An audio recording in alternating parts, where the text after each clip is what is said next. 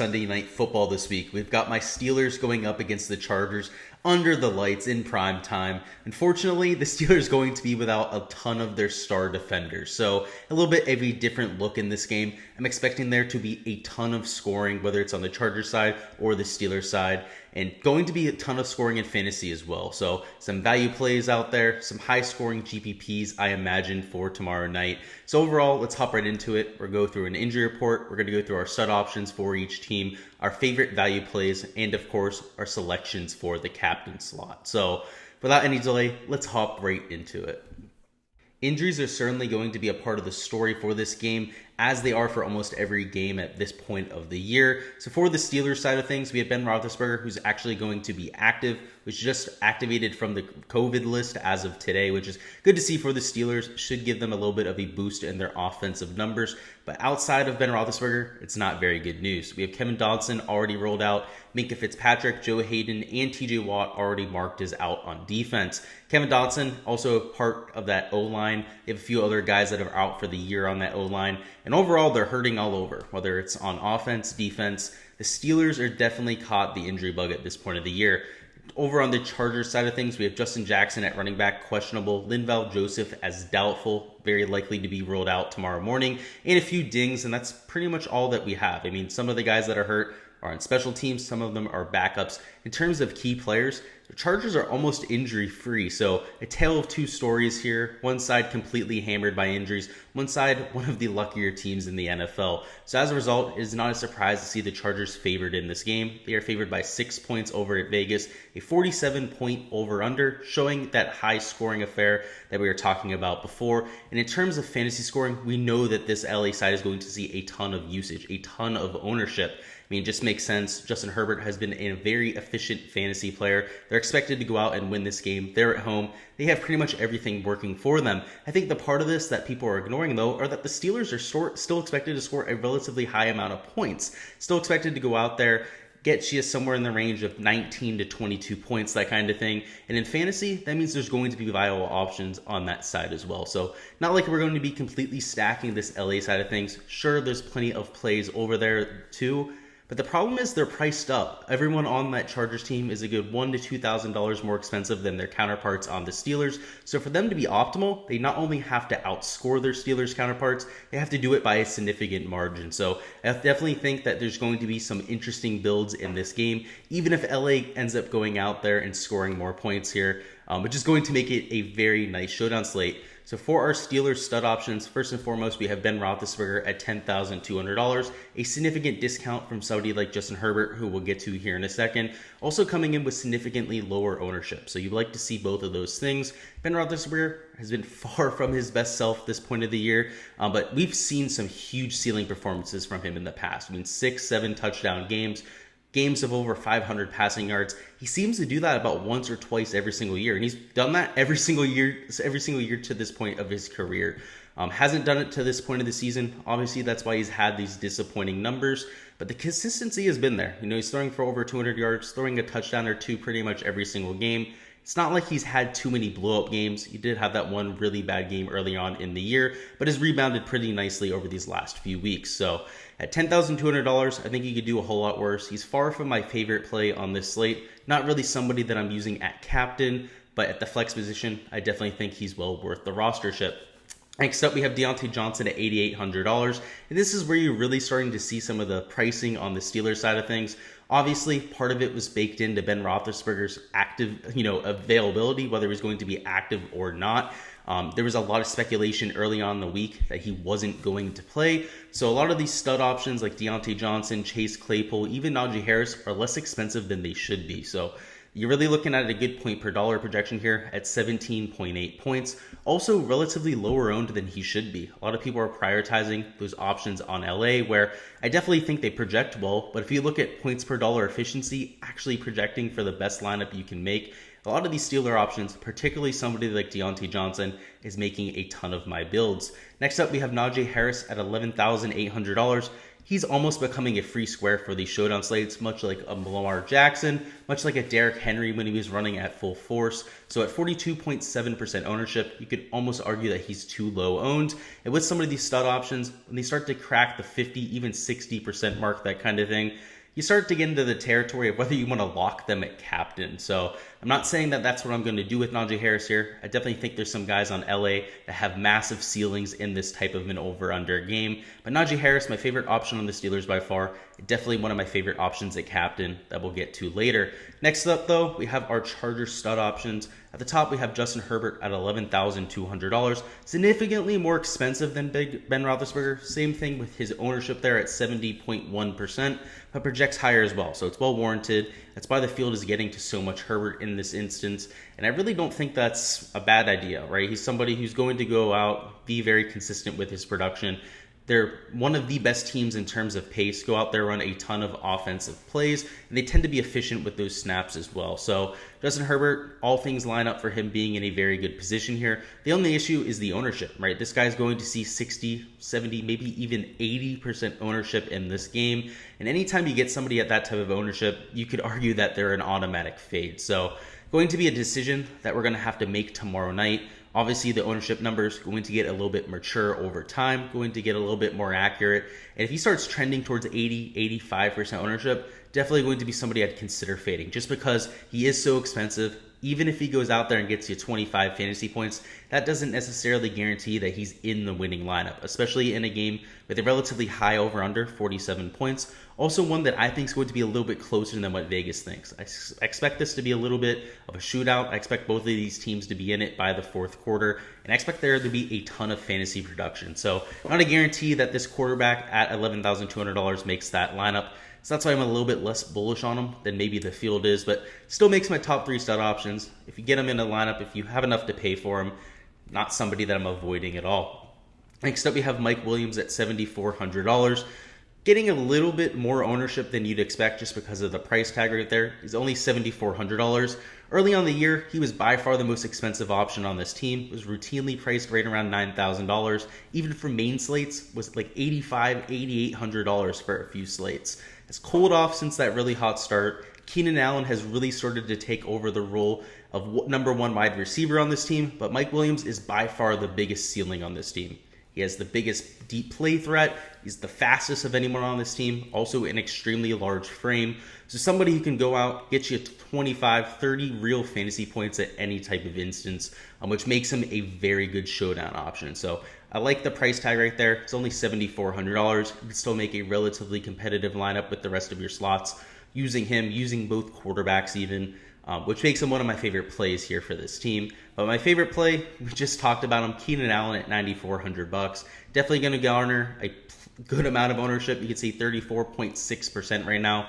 Would not be surprised if he came in closer to 40 or even 45% when it's all said and done. If we take a look at his projection, we know he's a very safe play. Somebody who's going to give you plenty of PPR upside. Seeing 7 or 8 targets in pretty much every single affair this year whenever he hasn't gotten injured. And somebody who any low-scoring affair is going to be able to pay off. And in high-scoring affairs, he has true 30, even 40-point ceilings in him.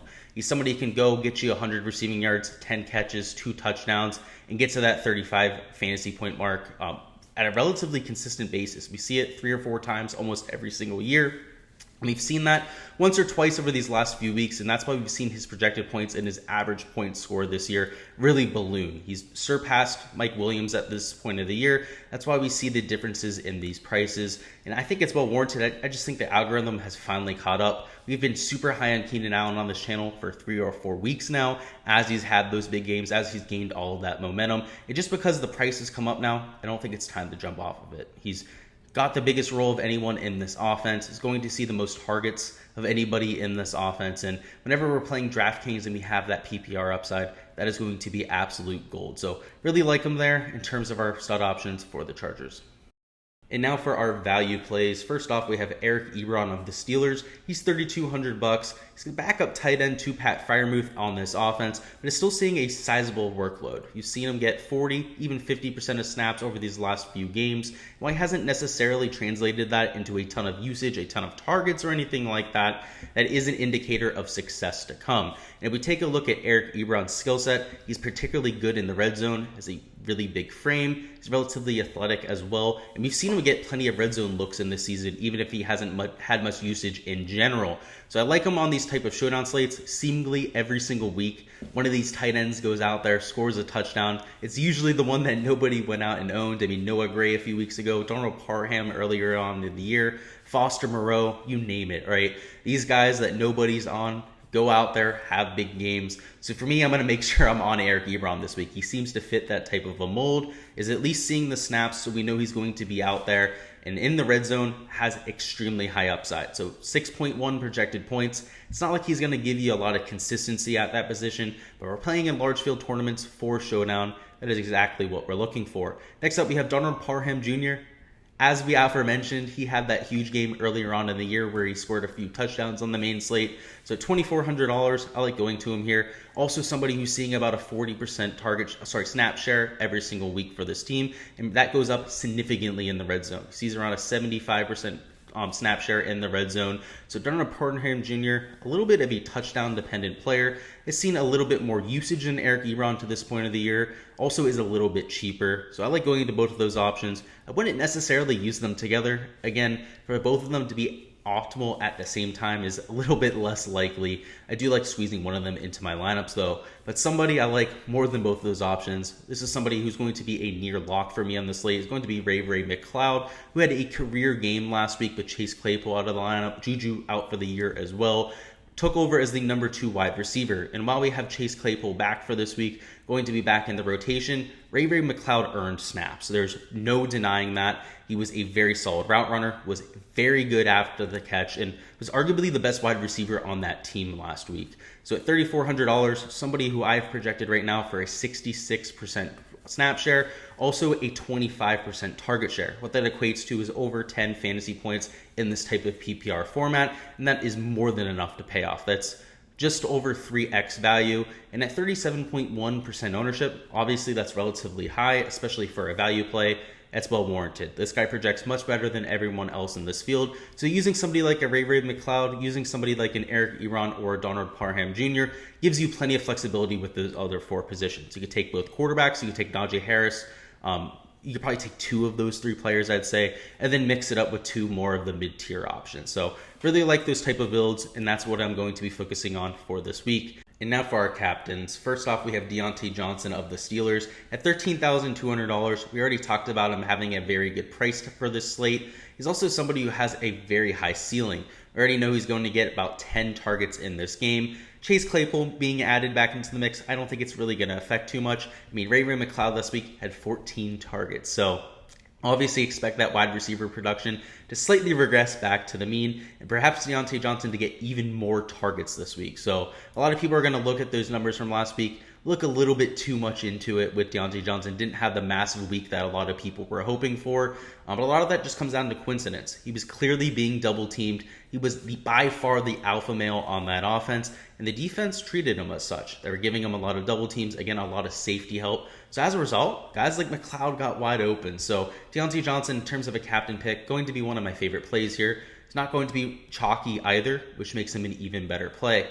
Next up, we have Najee Harris at $17,700, and yeah, that price tag is a little bit rough. It's the only reason that he's not an absolute smash play here, the only reason that he's not an absolute lock, because this guy, in terms of projection, nobody can sniff him on this slate. Nearly 30 projected points, over 20% ownership, but again, I'm willing to eat that. This guy's going to see plenty of targets out of the backfield, likely 7 to 8 catches, going to see 20 to 25 rushes as well. And this offense is its best when he's running the ball, when he's getting plenty of touches. And I expect the Steelers to absolutely ride him, especially towards the end of this year. So going to be interesting to see if he can keep his health up. Obviously, with all those touches, he's going to be susceptible to injury, which I worry about as a Steeler fan. But in terms of Showdown, in terms of fantasy, that is an absolute goldmine, an absolute print fest. So that's why I said before, I'd consider even locking him at captain. The price tag is keeping me away from that.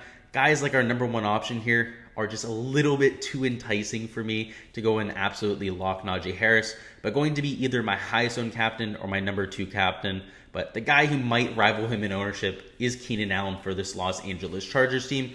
Unfortunately, a little bit higher owned than I'd hope. I mean, Keenan Allen, with Najee Harris on the slate, with Ben Roethlisberger and Justin Herbert, you'd expect them to get about 60-65% of the captain ownership. But this week it's a little bit lower than that. And it's because people are willing to go to Keenan Allen, which keeps him from being one of the best plays on the slate, but still my favorite captain at the very least. So at $14,100, it's definitely fairly priced, as he was at the flex position. But if we take a look at the projection, just popping off the board in terms of floor, this guy has a 15-point actual fantasy point floor. I mean, this guy's going to see 7 or 8 targets every single game, pretty much give you 70 yards reliably every single week. And in terms of a captain at that price tag, I mean, that's projecting for a 22-point floor at captain. That is ridiculous. That is exactly what you're looking for, particularly in cash contests. But in GPPs, he also gives you the upside. That's why he's such a good play here. This is why he's my number 1 fantasy play here. He's also somebody who, again, like we mentioned before, can get you 100 yards, 10 catches, and 2 touchdowns. He does it seemingly once or twice every single year. Did it a few weeks ago, had that super nice nuclear performance, and he's going to do it once more this season. Again, it's just consistently, this guy goes out and shreds the defenses. And in this type of a matchup, I definitely think it's possible, particularly with Minkah Fitzpatrick out, with Joe Hayden out as well. Those are 2 of the best defensive backs on that Steelers team.